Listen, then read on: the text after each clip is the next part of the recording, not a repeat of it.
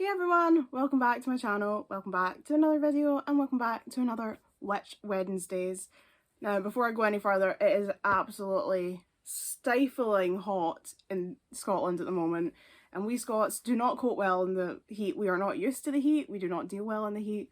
I can feel that my face is like shiny, I've already washed it, and it's just not helping, and my hair is like sticking to me, so please just give me the benefit of the doubt if I end up looking like a big old tomato by the end of this video, because it is just so hot today. So hot. Anywho, so you'll remember I made a recap of Cornelia and Caleb's entire relationship timeline recently. It ended up being 3 parts long. Oops. But I promised that I was going to do one for each of the kind of big relationships in the Witch TV show, and so today we are doing Will and Matt.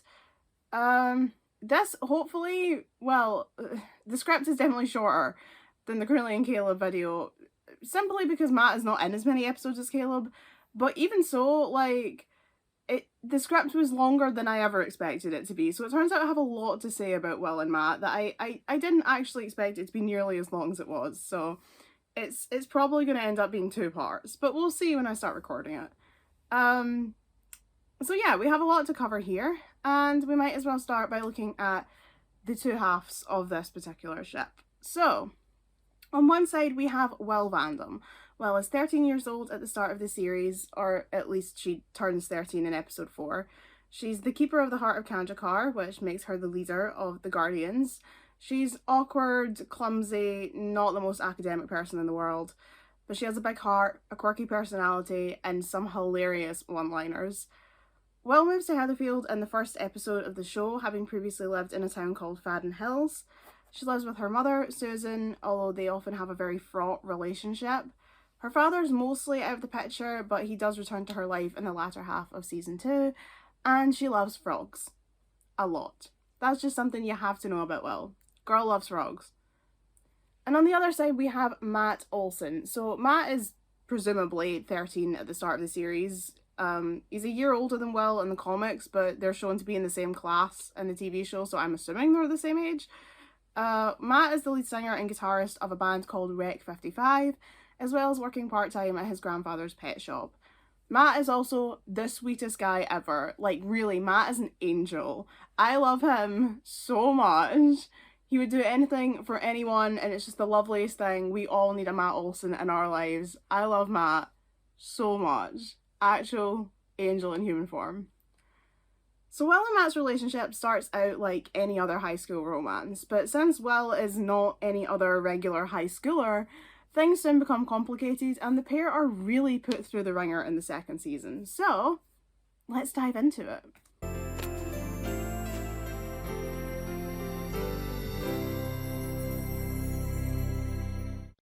The first time we see Matt is in episode 4 of season 1, an episode called Happy Birthday Will, although he doesn't actually have any lines. He doesn't say anything. We see him in a panning shot of the living room when Will and Irma come into the birthday party, but he doesn't interact with any of the characters. In fact, on a first watch of the show, you probably wouldn't have a clue who this character is supposed to be. Even if you've read the comics, Matt in the TV show looks quite different. He has different hair colour, he doesn't have his beard. He does have that hat, so maybe you would recognise him, but I honestly wouldn't blame you if you didn't immediately assume that this is Matt. He's also not named in the episode. No one references him in any way. He's just sort of there, so I don't really know how the writers thought we were supposed to know who he was. I often wonder if there was another scene in this episode that was maybe cut for time that explained who Matt is. But in any case, Matt does nothing until the very end of the episode, where we get this scene.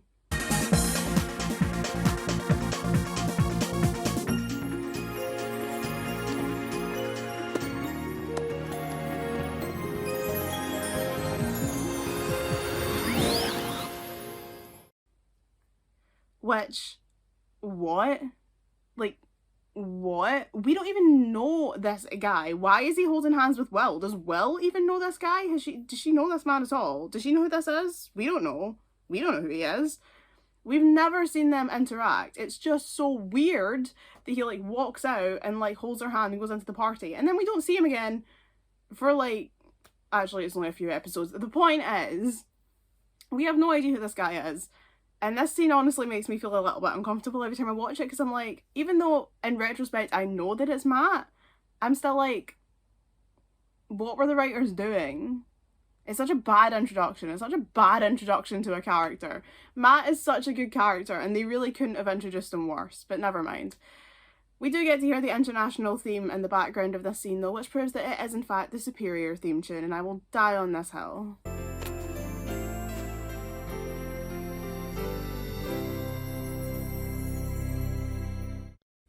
The next time we see Matt is in episode 7, Divide and Conquer, and at the start of the episode we get this wonderful piece of logic from Will.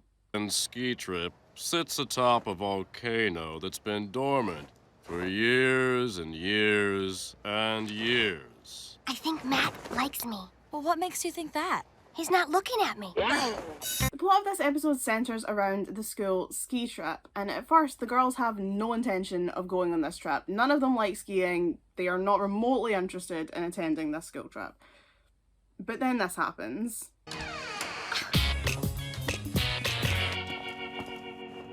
Ladies, we're going on the ski trip. Will, you don't like skiing. I found something else I dislike more. So there's this new girl called Sandra who started at Sheffield, and she claims to be from Switzerland, and right from the get-go she gets on all of the witch girls' nerves, from her claims of having read War and Peace in the original Russian, to boasting about her clothes being made from her family's cashmere goats in the Alps. But her biggest crime is sniffing around Will's crush, so Will decides that they are going on the ski trip to stop her. A girl sniffing around someone else's boy on a ski trip? Is this Lauren? Anyway, when Will gets on the bus, she's gutted to see that Sandra is sitting with Matt. However, when they arrive at the ski resort, we get this moment where Will says one of the funniest lines of the entire show. Matt! Fancy you being here. Do you ski? I mean, of course you ski.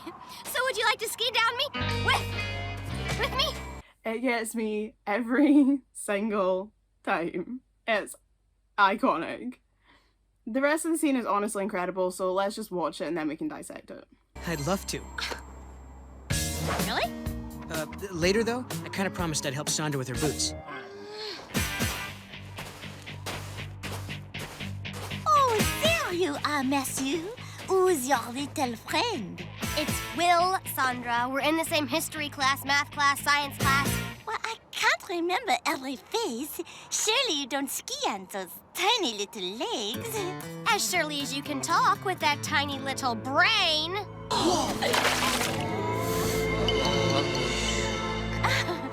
What are you saying? I'm saying I can ski the homemade goat pants off of you. Well then, we have to have a little race. Winner sits with Matt on the bus ride back. Fine by me. Girls. Stay out of this! So let's go over what we saw. First of all, Matt says that he would love to ski with Will, which is so cute. And her reaction is just adorable.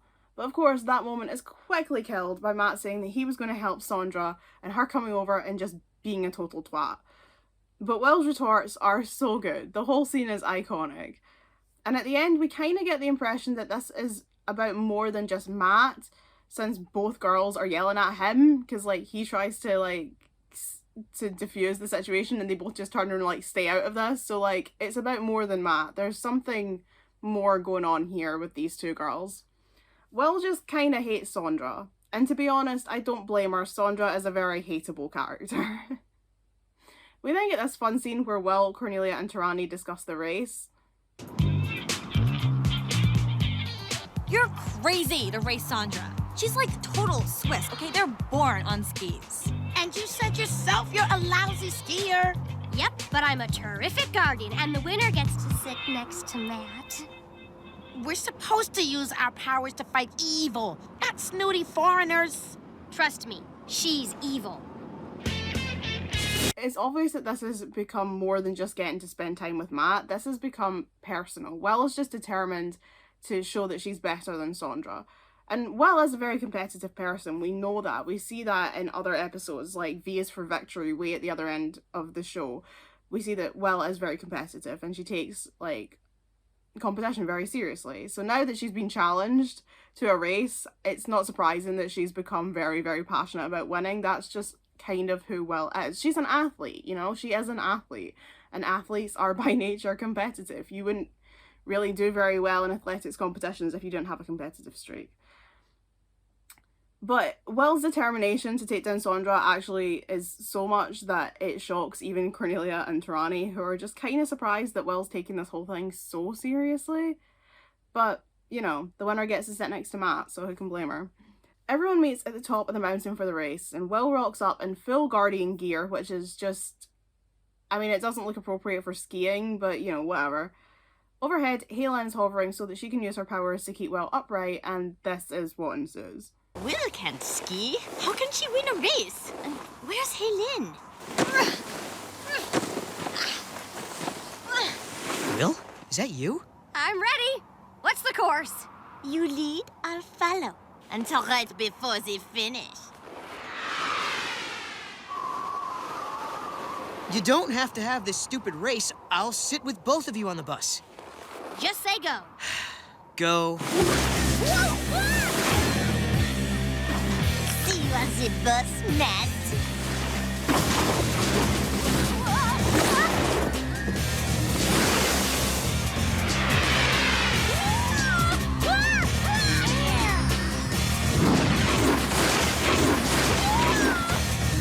What's she doing?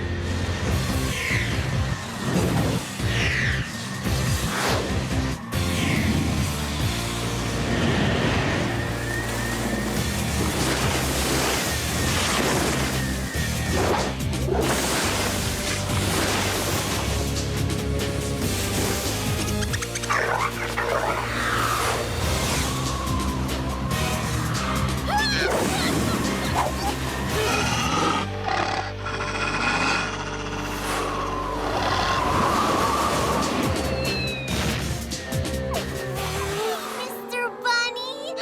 No rabbit stew for you tonight, Mr. Fox.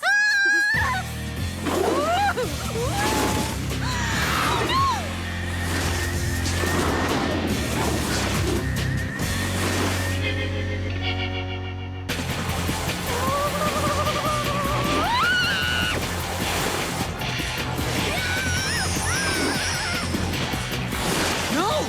What's she doing? Sandra, don't follow her!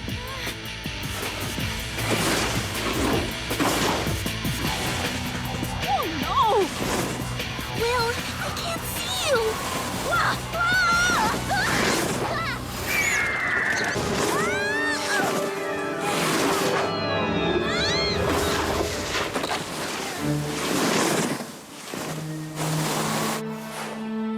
Will, I'm sorry. Are you all right? There was this cute little bunny and this big mean...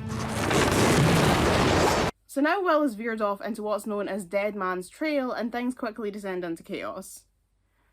Cedric then pops up out of the snow and the girls get caught up fighting him, so we'll just skip on to the end of the episode. Back at the ski lodge, Sandra's hurt her ankle and in her frustration reveals her true accent, which is American. Or whatever accent she has in your own localised dub. I have no idea what... That's interesting. I've never thought about that. Sound off in the comments about what accent Sandra had in your own localised version of Witch, because now I'm very curious. I'm going to include her entire scene here because honestly it's brilliant and it deserves it. Ow! Careful, you doofs! That hurt! Huh? What's with the... Did you guys hear that? Your ankle's only sprained, but I think your accent's broken. Dry clean only. Grandma's goat hair, huh? Yeah, we should get you to the Balnitsa And what does that mean? hospital.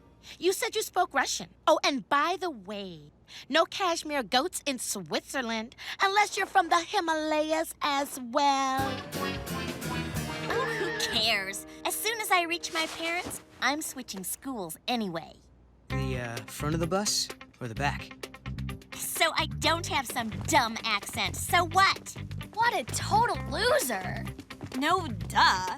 Pretending to be all Miss Fascinating Swiss person. I'm fucking living for Tirani reading this girl for filth. Like, no cashmere goats in Switzerland unless you're from the Himalayas as well. Iconic. Sometimes Tirani is just like the queen. We need more Tirani love in this world. Anyway, we get this cute moment of Will blushing and Matt asking if she wants to sit in the front of the bus or the back, and it's just so sweet. Sandra sucks, but we do have to appreciate the fact that her stupidity inadvertently pushed Will and Matt together, so it's a win for us.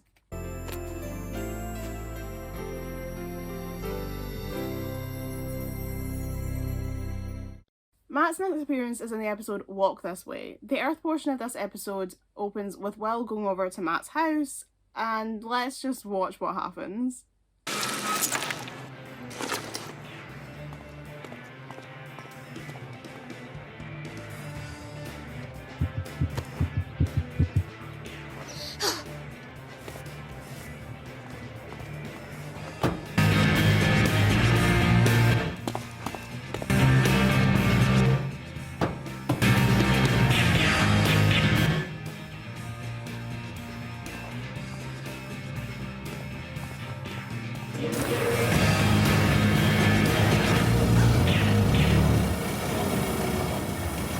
Will! Oh, hi, Matt. Guys, rehearsal over? No. One of us had a burrito for lunch, extra beans. Okay. I was just running by and remembered I need to borrow hedge thingies. Yeah, sure. Hey, help yourself.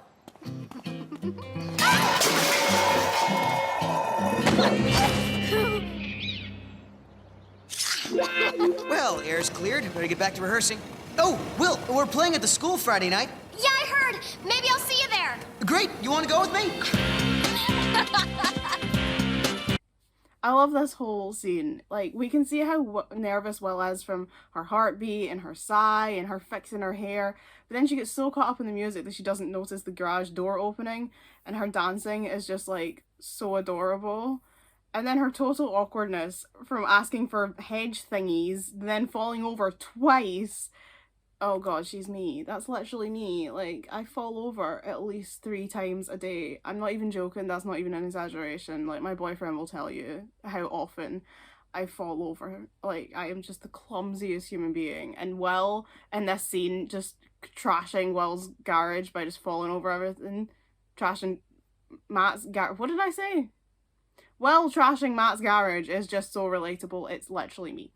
Anyway, Matt asks if Will wants to go to the dance, and Will does this little victory cheer, and it's just so cute. It's so cute. Back at the Silver Dragon, the girls are trying to decide if Matt asking Will to the dance is a date, and it's just such a relatable teen girl moment. Okay, exact words, Will. You wanna go with me? Date. Definitely a date. Yeah, Yep, totally. date's gotta be. I cannot believe Will has a date to the dance and I don't. Especially Will daydreaming so vividly that she can't even see Halen waving in front of her face. Like, it just reminds me so much, like, of, like, what it really is like to be a teenage girl with a crush. Like, I'm so far gone from that now as a jaded 20-something. And it is so sweet to look back on that and be like, remember what it was like when you were a teenage girl and you had a crush, and, like, you know, you and your friends would be, like, analysing, like, whether or not it's a date. Like, it's just, it's so relatable, you know? It's just, it's such a nice moment. But at this point, Caleb shows up and tells them that there's drama on Meridian, so they have to go and deal with that for a while. But once all the trans marcher nonsense is dealt with, we get this line from Will. Well, first date. How do I look? She's so cute. And this also confirms that she is considering this to be Will and Matt's first date, although that does make this next moment kind of weird. Oh, any sign of your girlfriend? If it's their first date and she hasn't even shown up yet, I don't think she can really be considered Matt's girlfriend. But I don't know, maybe Nigel just really ships it. I don't know the inner workings of a teenage boy's brain, and honestly, I don't think I want to most of the time. But Will does show up, and we get this lovely moment of Matt bringing Will on stage, and they dance together. They're cute. They are just cuties.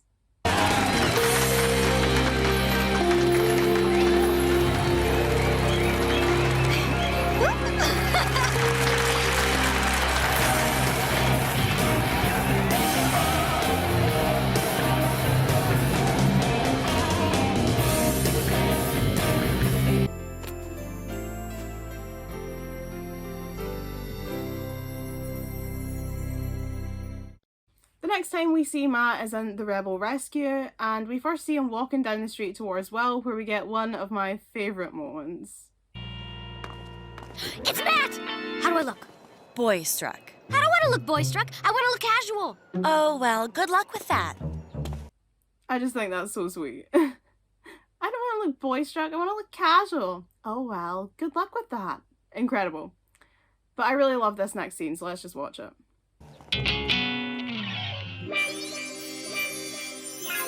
Hey, Will. Long time Hi, no see. Matt. I got you something. I hope you don't mind. It sort of reminded me of you. Oh, it's so cute.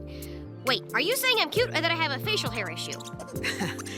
I have something else for you, too. Close your eyes, okay?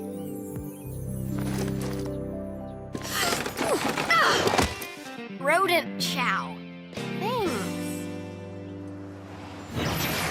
I think it's really interesting that Will is like so clumsy and tongue-tied when Matt comes over, but then she comes out with a facial hairline, which is like really confident. So she's like totally smitten with him, but also comfortable enough around him to like make jokes. And I love that. That feels authentic. It feels like an authentic dynamic between the two of them, you know? Sometimes, especially in kids shows, I think relationships can feel very forced and very fake and just not really they just don't come across natural. But I think Will and Matt's dynamic feels very natural and very real, and I think that's one of the reasons why I like them so much, is because they do feel very authentic, in my opinion anyway. It also makes me laugh that she's leading a team of superheroes and fighting 50-foot snake monsters every day, but a boy in a bucket hat is what renders her into like a blubbering mess. Like you can face off against Cedric and Phobos and Frost and the Tracker, but this boy in his hat is what does you in. Oh well. Oh well. Anyway, Matt gives Will a dormouse as a gift, and this is actually a reference to the comic. So in the comic, Will and Matt meet for the first time when she's trying to rescue a dormouse and she stamps on his foot thinking that he's Uriah. And because Matt knows about animals from working at the pet shop, he helps Will take care of the dormouse, and their relationship just grows from there. In the comic, the dormouse is just known as Dormouse, but in the show his name is Mr. Huggles, which is way cuter and more original if you ask me. Also, Will thinking that she's getting a kiss and instead Matt just hands her a bag of mouse food is absolutely hilarious. I do often wonder what Matt was thinking giving her an animal as a gift though, especially when he hadn't checked with her mum if it was okay. And as it turns out, it isn't, and there's like a whole plot thread that goes on from this episode through to the 4th episode of the next season where the witch girls just play hot potato with Mr. Huggles. So it's probably not the smartest idea that Matt ever had. You can get her a teddy or a necklace or like a bracelet or food or flowers, anything, but not a live animal. Anyway. Later in the episode, we see Will has to fob Huggles off our mum because our mum won't let her keep him. And then we get this hilarious moment. Caleb, Matt, can you two talk about anything besides your boyfriends? Ooh, Matt's text messaging me. Need to see you. I love how relatable Will is. You know, this is what teenage girls are like. Getting excited because your boyfriend texted you like it's a big deal and you have to announce it to all your friends. Like, it is just so realistic of what being a teenage girl is actually like. When Will and Matt meet up, it turns out he wants to give her vitamins that keep mouse fur shiny. I can't speak. That keeps a mouse's fur shiny. And Will says this dopey shit. My grandfather says these vitamins make their coats really shiny. Nothing like a shiny coat. Look at her face. It's so fun. Look at the state of her face. Unfortunately, the moment is ruined by Cop Block Caleb. I shouldn't say Cop Block. This is a children's show. Never mind. Caleb interrupts and he says that he needs Will's help, and off they run. And I can't really complain because the whole reason he needs our help is because he thinks that Blanc has been captured, and, you know, Blanc is my boy forever, so I am the #1 Blanc stan. But obviously Matt is confused and he's sad that Will had to leave, and, you know, it's really sweet. The rest of the episode is made up with commotion on Meridian and the random scene where Will, Tarani, and Halen lock a Meridian Palace guard called Tynar in Will's utility room, and Tarani pretends to have eaten 10 pounds of rodent chow. But eventually at the end of the episode we see Matt again. Will and Matt meet by this tree in the snow, and it's all very cute and Hallmark movie-like, and let's just watch the scene. Hi. Hi. So, how's Mr. Huggles? Well, he's kind of, I have no idea how he is. I gave him away. Oh. Not because I didn't think he was the cutest thing ever, but my mom wouldn't let me keep him, so Irma watched him, and then she got super attached, so I couldn't take him back, but I couldn't tell you because, well... Because you like me? Huh. Wow, I can't believe I just said that. And I can't believe I'm going to do this.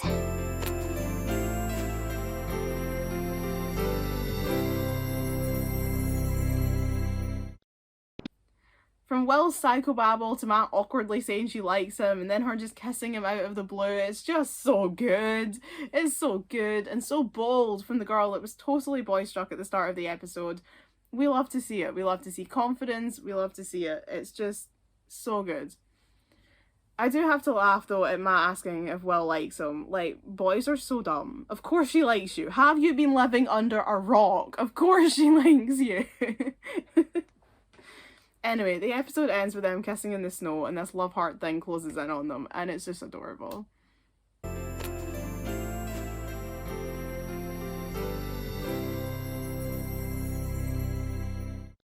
And it turned out for the record books, Matt is actually in the very next episode. We love consistency.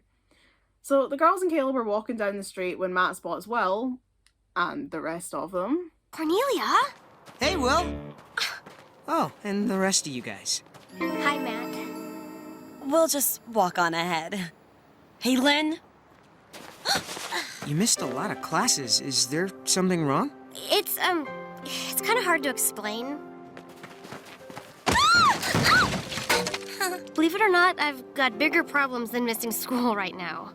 Is this about, you know, when you grabbed me and kissed me and stuff? No? That was a thing, all right? This is a different thing. Understand?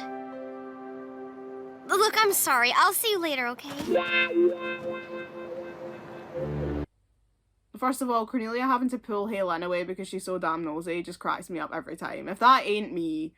I like that Matt brings up that Will has been missing class recently because no one's really mentioned that until this point. It is quite funny to me though that he just like assumes that she's avoiding him because they kissed when it has absolutely nothing to do with that. Like, as Will says, that was a thing, but this is a whole other thing. But it is really sweet that he cares enough to try and find out if something's wrong, even if I am judging him slightly for making it all about him. Later on in the walk, all the girls are gone, leaving Caleb to walk Will to her apartment. Can I just interject here though and say that I just think it's lovely that Caleb walks the girls home because it's dark out. Like, they started at the Silver Dragon, which is where he lives. He didn't actually have to leave the building at all. And he's walked all the way across the city with Will just to make sure she gets home okay. I love that. Caleb is such a good friend. Why do we not appreciate how good a friend Caleb is?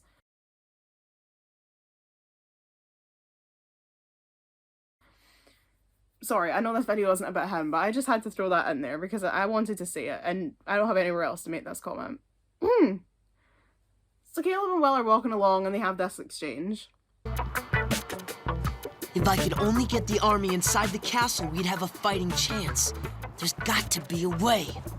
I'm too tired to think anymore.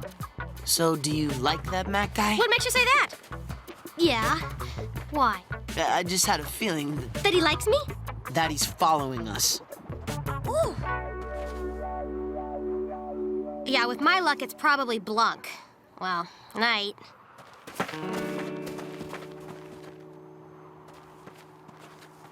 It's funny that Caleb can tell that Will likes Matt, but he couldn't tell that Cornelia likes him.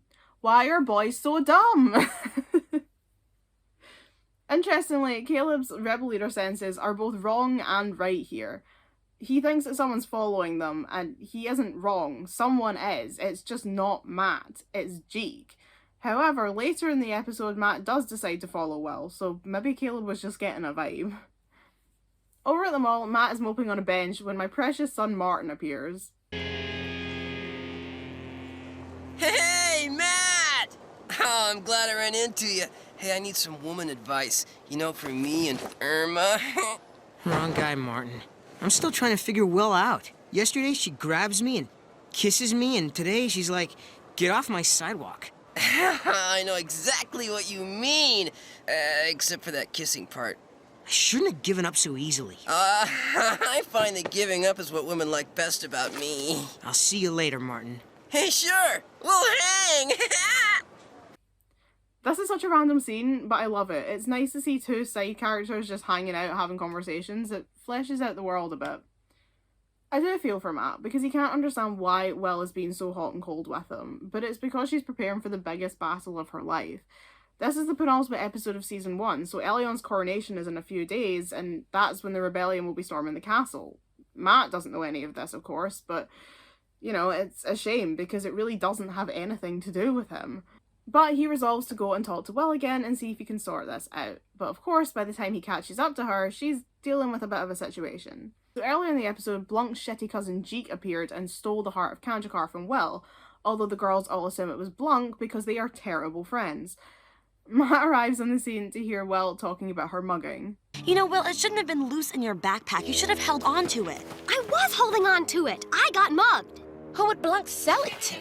Phobos. Passlings have made a living for thousands of years selling stuff they don't own to the rich and the powerful. You guys, Halen heard the portal humming. It's back here. It's not really surprising that Matt decided to follow the group since they are talking about Phobos and Passlings and portals, and none of those are regular words you would hear in a normal conversation between Earth girls. I think anyone would be curious at that point. When he goes around the corner, he sees Will, the girls, and Caleb all disappearing through the portal, and he is obviously very confused, but instead of waiting around for everyone to come back and asking for an explanation, Matt does this. What the?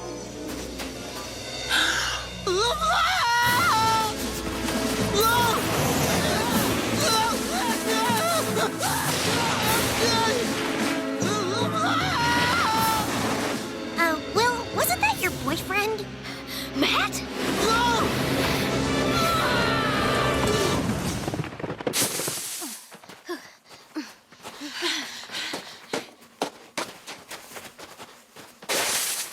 Oh, dear.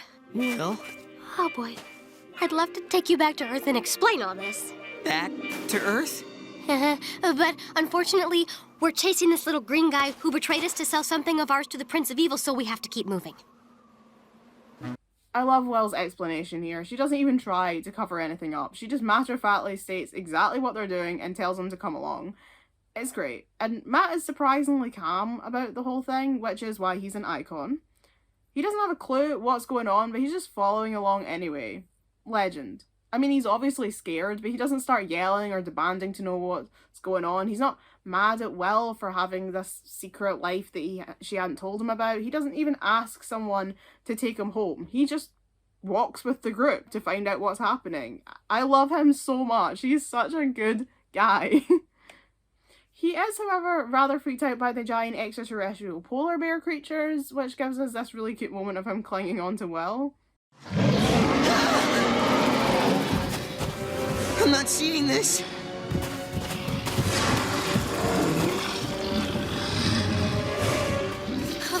I suggest we stay real close together. We're about to be bear food, and you're joking about staying warm? No, Irma's right.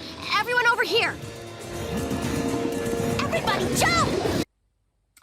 Down in the cave they just created, Matt continues to be moderately terrified, and him and Will are very cute. Thanks. And I believe the words you're searching for are, I'm sorry, useful Irma. Okay, get out of my face. Now how do we get out? There's some kind of hole here. What exactly is this thing you're trying to get back? It's more important than you can possibly imagine. Everyone heads down the hill after the Passling cousins, and I have to include this moment because it's just priceless. There's two of them? What's that smell? Blunk throws the heart back to Will, and she transforms the Guardians, and Matt is very stunned, but only for a second because then Cedric grabs him, because of course he does. Caleb actually tries to save Matt first, but he ends up face down in the snow, again, and then gets captured. So Will has to step in. Okay, don't hurt him! Release them both!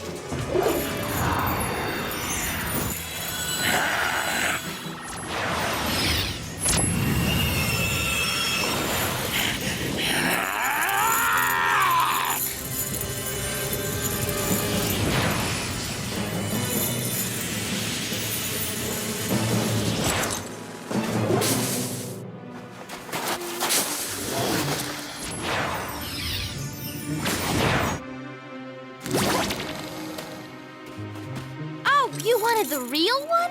Got a few tricks up my sleeve, too. I still have no idea where this making copies of the heart thing came from or why they never did it again, but this episode is a massive continuity error in itself, so who cares? After the boys are safe, we get this sweet moment between Will and Matt.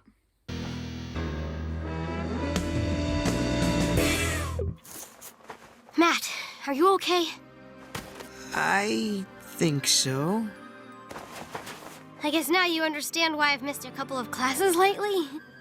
Let's go home. That sexy music kills me. What were the writers... what was the team? What was the production team doing when they put in this music? What is that? But anyway, Matt and Will holding on to each other and then walking away holding hands is just too cute. Back on Earth, Matt looks like he's just returned from hell itself, but him and Will have this adorable forehead moment, and then they hug, and it's so cute. It's so cute. Matt, I know how you feel. It took me a long time to get it, too. The important thing is you can't tell anyone. I wouldn't even know what to tell.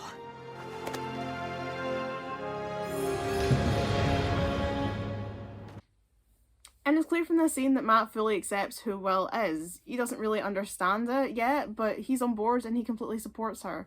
Moral of the story? Matt is best boy, always.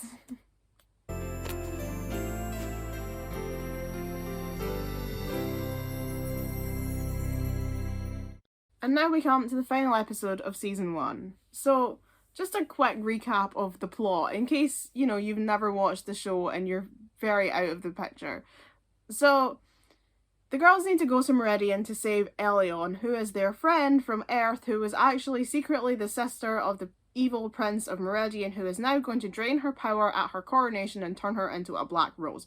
So, they need to go to Meridian, stop the coronation, and save Elion. But as far as they know, the coronation is in a few days, so they're still preparing for the battle, but they think it's going to be later in the week, but as it turns out, it's actually happening sooner than they thought. But before we get to that, we have this scene. So down in the Silver Dragon basement, Caleb is still trying to come up with a strategy of how to get his troops into the castle, and Yan Lin raises an important point. What about the boy, Matthew, who saw you in your guardian form? I talked to Matt. He was a little shocked, terror-stricken after seeing the meta world, but he knows Elion from school. He wants to help. Matt is best boy! Matt is best boy, confirmed! He wants to help save Elion because he was her friend at school. Actual Angel. He doesn't even, know what he's getting into. He doesn't even understand the stakes in play here. And he's just like, the Earth is in danger, and my friend Elion is in danger, and I want to help, even though I have no powers and no ability. I want to help. What an actual hero. We love Matt. We stan. King of the world. I don't think Will was quite anticipating just how, helpful Matt was intending to be, but, we'll get there. We also learn that Mr. Huggles is now in Haylin's custody in this ongoing game of hot potato with the Dormouse. Later in the episode, Matt is having lunch at the Silver Dragon with his parents. I know we haven't eaten here before, but I've got a friend who comes here, so I thought I'd check it out. I don't think it's a huge leap to assume that Matt brought his parents to the restaurant in the hopes of running into Will, but it's not Will he encounters first, it's Cornelia. Cornelia comes barreling into the kitchen to announce that she has this overpowering feeling that Elion is in imminent danger, and a few seconds later, Will also runs to the front door, which gets Matt's attention. Excuse me for a second?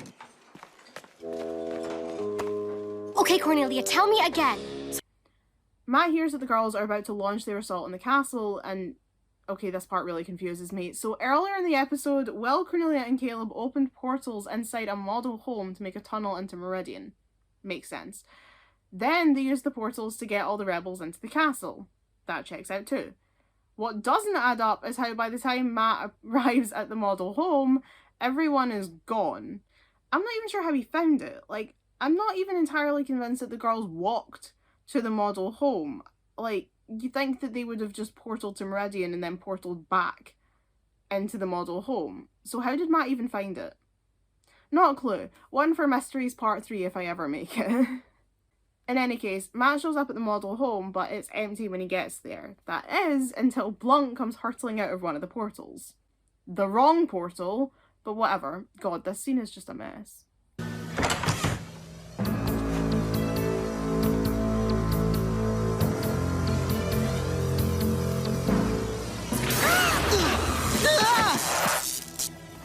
Boyfriend of Will! Hello again.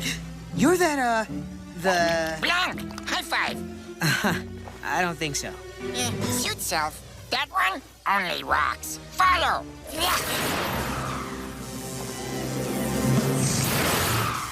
Boyfriend of Will, hello again, cracks me up every time. So Matt and Blanc are now heading into Phobos' palace through the wrong portal, but again, whatever. And sure enough, the pair turn up in Elion's room whilst Will, Tarani, and Haylin are fighting Cedric. That's the chair in my dream! It's not a chair. It's a throne. Phobos is holding the coronation early.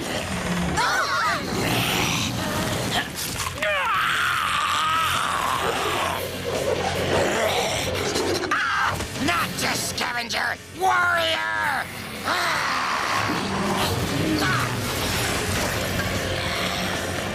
How can I help? What? What are you talking about? Hey, what are you doing here? You're just a kid. So are you. Yesterday you said Earth was in danger.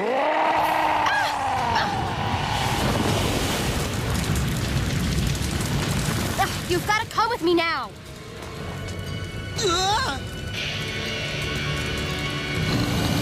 I love the "you're just a kid, so are you" line. Will obviously means he's just a kid, as in he doesn't have any powers. He is just a kid. But Matt is thinking just a kid in terms of age, because age-wise, Will is just a kid. She's the same age as him. She's only 13 years old. The way he sees it, they're the same age, so she can fight evil, so can he. And he wants to help, because as he says, the Earth is in danger. Earth is his home. He needs to protect it. Matt's reckless and selfless desire to throw himself into battle with exactly zero fighting skills or powers because he wants to help protect his Earth and save his friend from evil is one of the many reasons why he is best boy. I should just retitle this video, Why Matt is Best Boy, a discussion. The gang arrive at the main hall where Phobos is cutting shapes, and we get this great piece of dialogue from Matt and Will. Who is that? Unfortunately, that's the home team. Phobos tries to take the heart from Will, and Matt, seeing that Will is struggling and in pain, tries to attack Phobos himself. It fails miserably, but God loves a trier. Will!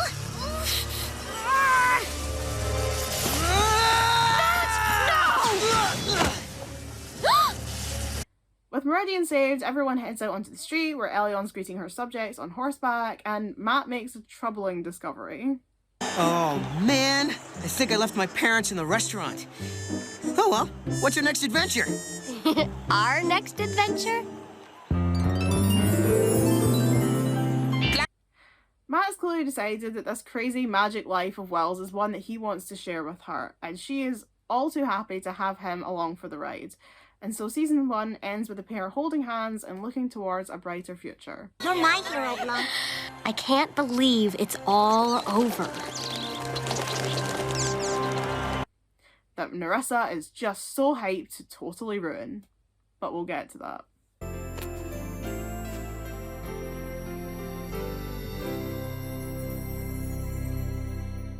And now we move on to season 2, and thankfully we don't have a 6-episode breakup arc to start with that's going to take up a whole video. Thank goodness.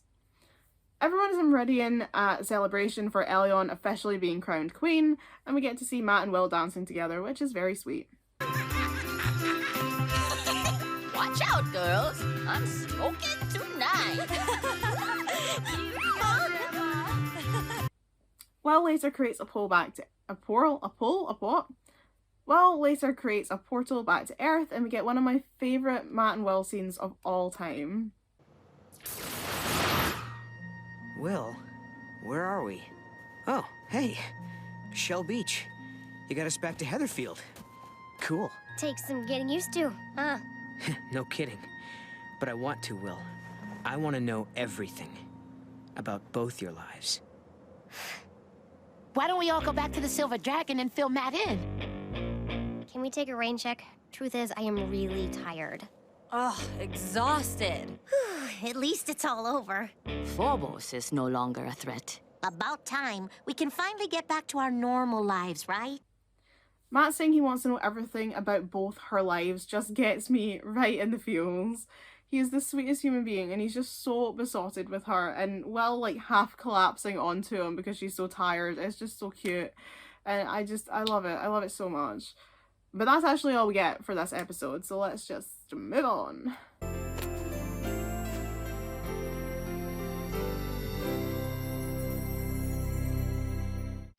Matt isn't around for the next 2 episodes. I can't count.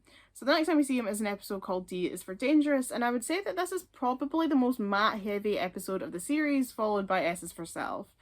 It's also where we really get to see Matt come into his own and develop his personality. Like, he had one in the first season, but he didn't get a lot of screen time to show it. Now we get to really meet the real Matt, and you'll all finally understand why he's one of my favourite characters. So near the start of the episode, Will calls Matt over to their lunch table, despite the fact that they've just told Caleb he couldn't sit with them because there's a 6-chair rule, and I hate each and every one of them for it. Every one of these 6 girls is in my bad books. They're all in my death note for this scene. But Matt, being an angel in human form, decides he's going to go and sit with Caleb instead, and he's the only person in this group with any fucking morals. Matt, over here! Thanks, but I'm gonna keep my boy Caleb company. Since when are they best buds? So, how's Sheffield treating you? Is there really a 6-chair rule? No idea what you just said. But speaking of the Guardians, We weren't. I want to be part of this whole thing. Fight alongside them. You're not a warrior. That's why I need you to teach me. Tell you what, you train me, and I'll show you the ropes at Sheffield. Ropes? For starters, I wouldn't eat that meatloaf. Uh-oh. We got a deal? So Matt has decided he wants to fight alongside the Guardians and wants Caleb to train him, and I just love this. I love the friendship that these two develop, and I love that Matt is so willing to go through proper combat training just so he can be part of the team. It's so good. So next we see Caleb and Matt training together in Elion's back garden, and I still want to know what job her parents had on Earth, because, like, they're not even from this planet and they can afford a pool. Like, anyway, the combat is going as well as you can expect.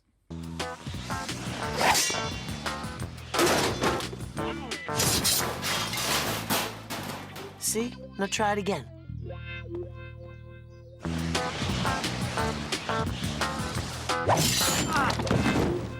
Ow. No. Sorry, this is tougher than I thought. He is a cunning opponent. Hello?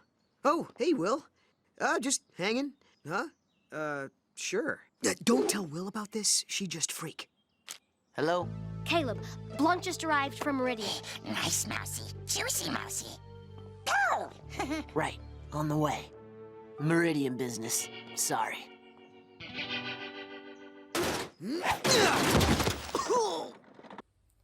I do wonder what Will thought Matt and Caleb were doing together at Elion's house. You know, he says not to tell her, so, like, what did she think they were doing? Just, like, sunbathing? Like... Also, shout out to Matt's slidey push-up phone. The 2006 is palpable here. Anyway, Caleb has to dash off to Meridian, and Matt continues trying to fight the trash can warrior. Later, we get more scenes of the boys at Elion's, and Matt is still getting his arse completely handed to him by Caleb. Later still, Will and Tirani are having dinner at the Silver Dragon with Susan when Matt and his grandfather walk in. This is a long scene, so let's just watch it and then we can discuss. A toast to A-minuses and good friends. Thanks, Mrs. V, but Will did all the work. Well, I couldn't have done it without Matt. Matt? I mean, Tirani. I need to use the restroom.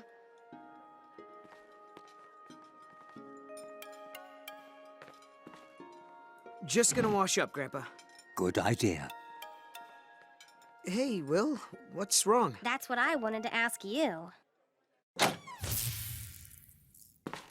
Dinner is served, Mr. Huggles. It's like you can't be around me lately. What? No, I've just been busy. Doing what? You know, stuff.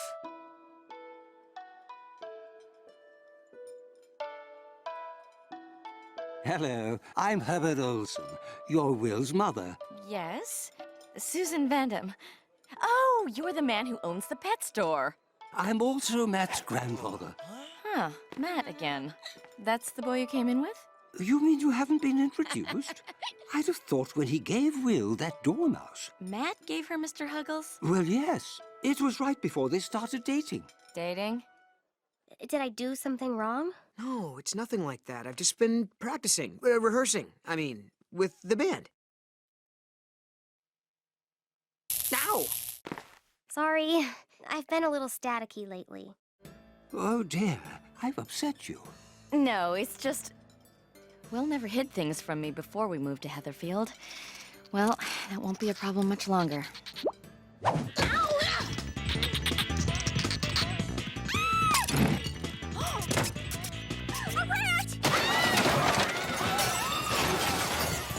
So, Will is concerned that Matt is distancing himself from her because she doesn't realise that he's doing warrior training with Caleb, and I think she's probably worried that the whole guardian thing is getting to him and he's starting to change his mind about wanting to be a part of her life. Of course, we know it's the total opposite. He's training so that he can spend more time with her, so he can be more part of her life. He's completely on board with her being a guardian, so much so that I think he kind of wishes that he was one, to be honest. But he doesn't want to fill in any tights. That joke will make sense later. What we also learn in this scene, though, is that Will hasn't told her mother about Matt, at least not properly. Susan says that she doesn't know that Matt gave Will the dormouse, although Will did try to tell Susan that at the time. We saw it in the episode. But she was interrupted by Susan and Tirani giving her death glares over missing tutoring, so they probably weren't really listening. Presumably after that, Will just didn't bring it up again. We don't know exactly why Will hasn't mentioned Matt to Susan, but their mother-daughter relationship is quite difficult. Perhaps Will felt that Susan wouldn't approve and didn't want to have to deal with the aggro. In any case, this is our first hint that Susan is thinking of moving them back to Fadden Hills, which is confirmed at the end of the episode. Oh, and after this, Mr. Huggles destroys the restaurant, so he's sent to live with Tirani. Matt and Caleb are training again, and Matt has started to improve. He even manages to trick Caleb with the classic, "Oh no, I'm injured, whoops, no I'm not" gag. The thing that Sonny does to Chad in the musical Cheers episode of Sonny with a Chance. Call an ambulance, but not for me kind of thing.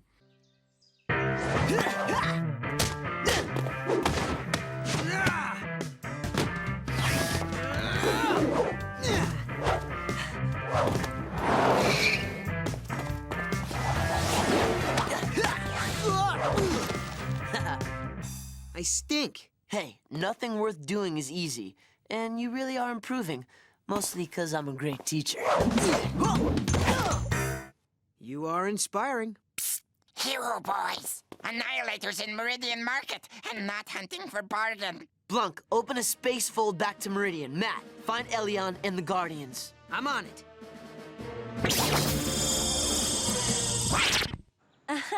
So, not interested. Please, you're the only one who hasn't taken him yet. Yeah, it's like a rite of passage. Fine, whatever. He won't be any trouble at all. Will, Annihilators are attacking the Meridian Marketplace. Find Elion, Halen, and Irma. What am I, the messenger boy? Wait! Matt! Take Mr. Vermin! Caleb sends Matt to find the girls, but when he catches up with Will, Tirani, and Cornelia, Will just sends him to find Irma and Elion and Haylin. And Matt clearly feels dejected that he's just the runner for the team. Also, Mr. Huggles has now been fobbed off on an unwilling Cornelia because Tirani's dad is allergic to fur, just if you're keeping count of the whole hot potato thing. So half the team are fighting the Annihilators on Meridian when Matt arrives with the rest of the girls, but Will is not glad to see him.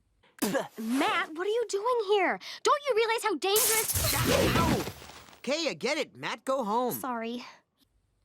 Matt go home gets me every time. Look at the state of his hair. It's great. Back at the Sheffield Institute, the gang have clearly decided that there is no such thing as a 6-chair rule and have stuffed 8 of them around the one lunch table. They're sitting discussing how they're going to deal with the Annihilators when Matt, despite being the newest member of the team, actually figures out exactly what's happening with the Annihilators. Okay, so this is Meridian. The Annihilators attacked the farm, the forge, and the market. You know... Yeah, but how do we stop them? Listen... Maybe if we combined our powers... Hey, that's Elion's palace. Yeah, I figured I'd eat it before the Annihilators did. These attacks aren't random. They're on a straight line to the palace. The Annihilators vanish when you go to Meridian and return the second you leave. They're not afraid of you. They just don't exist when you're there. I mean, magic, right? I can never leave Meridian again. And make yourself a prisoner in your own kingdom? What else can I do? If you really want to end this, stay away from Meridian and trust these guys to finish the job. Of course, you have been at school for hours, so the Annihilators could be attacking the palace right now. You have to stop them! Cornelia hands Mr. Huggles off on Elion and the group all head to Meridian, apart from Matt because Will won't let him join. Will, this is my idea.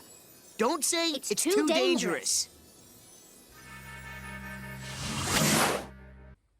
Will still doesn't know that Matt has been training, and since they're fighting something that, so far, their magic can't even destroy, she doesn't want him anywhere near the battle, but Matt is not one to give up that easily. Funny Matt. Yeah, funny Matt. Blunk, you have to take me to Elion's palace. The Annihilators are attacking. Not sound very funny to Blanc. I'll give you this. High-tech Earth spyware. You can eavesdrop from 50 feet away.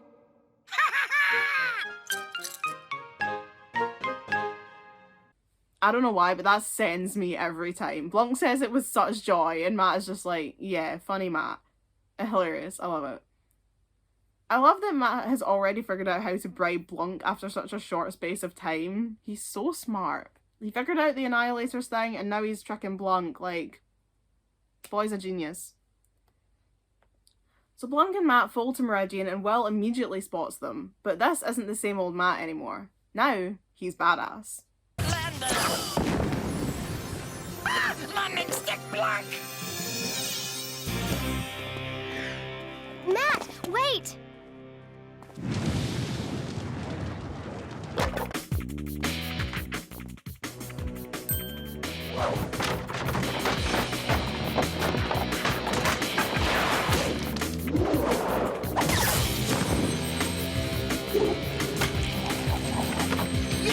Who's the man?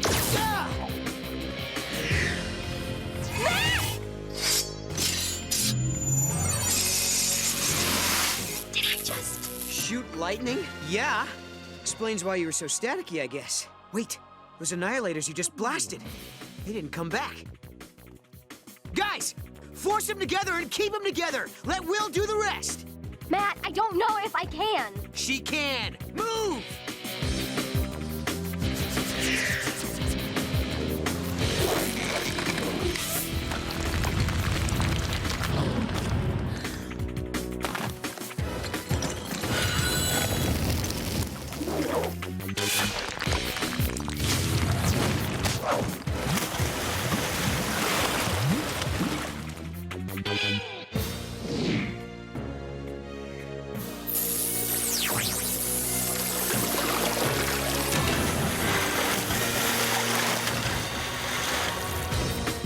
Yes!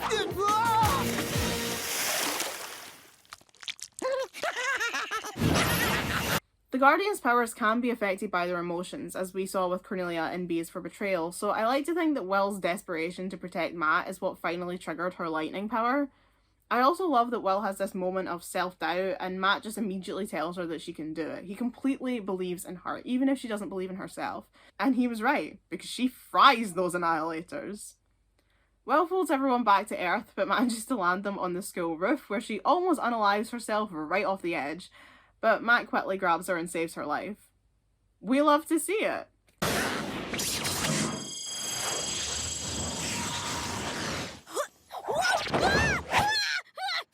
Whoa! Guess I still need to work on my folding. At the very end of the episode, Will and Matt have a chat about what's been going on.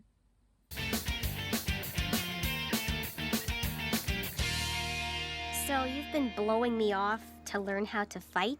I was feeling kind of useless, and I wanted to feel dangerous. Of course, now I just feel stupid. I mean, I learned to fight, you learned to throw lightning bolts. Matt, you so totally measure up. Besides, dangerous is not what I'm looking for.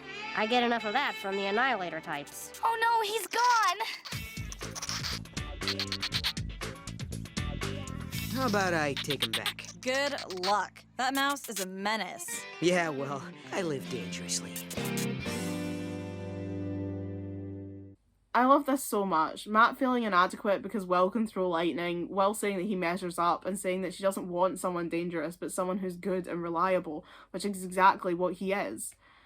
Oh, side note, the fact that Will and Cornelia are infinitely more powerful than their boyfriends in this show is just so cool. We love women being badass and men not feeling emasculated because their girlfriends are stronger than them. Matt and Caleb would not have written stupid posts online about Abby's arms, and I love that for them. And finally, Matt decides to take Mr. Huggles back after everyone else in the group, bar Caleb, has already had a shot of looking after him, and so the game of hot potato finally ends.